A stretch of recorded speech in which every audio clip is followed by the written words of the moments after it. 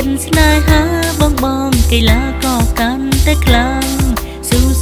កីឡាក៏ខ្មែរស៊ូកីឡាក៏ខ្មែរបងប្អូននៅក្បែរជួយផ្ដល់កម្លាំងខ្មែរស៊ូខ្មែរឈ្នះខ្មែរធ្លាប់ខ្លាំងខ្មែរស៊ូខ្មែរឈ្នះខ្មែរខ្លាំងពួយនាងចំបាំងអង្គរចាពួយនាងចំបាំងអង្គរពួយនាងចំបាំងអង្គរស៊ូបណោដើម្បីខេមរាឆន្ទៈអង្គអាចហានខ្លាដើម្បីវាសនាជាតិកម្ពុជាពួយនាងចំបាំងអង្គរស៊ូបណោមិនមានរួញរាឈ្នះតាំងចិនខ្មែរគ្រប់គ្នាសាមគ្គីដើម្បីជាតិយើង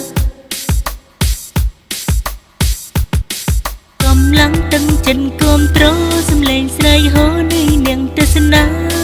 ផុសចេញពីចិនស្នេហាបងកីឡាក៏កាន់តែខ្លាំងស៊ូកីឡាក៏ខ្មែរស៊ូកីឡាក៏ខ្មែរបងប្អូននៅក្បែរជួយផ្ដល់កម្លាំង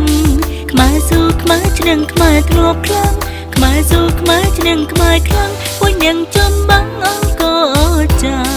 ពួយនាងចំបាំងអង្គរពួយនាងចំបាំងអង្គរស៊ូបណោដើម្បីខេមរា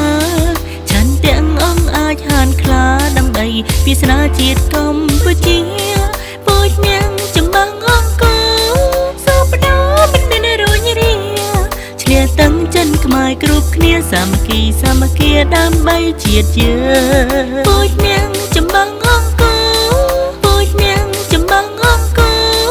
ស៊ូបណោដើម្បីខេមរា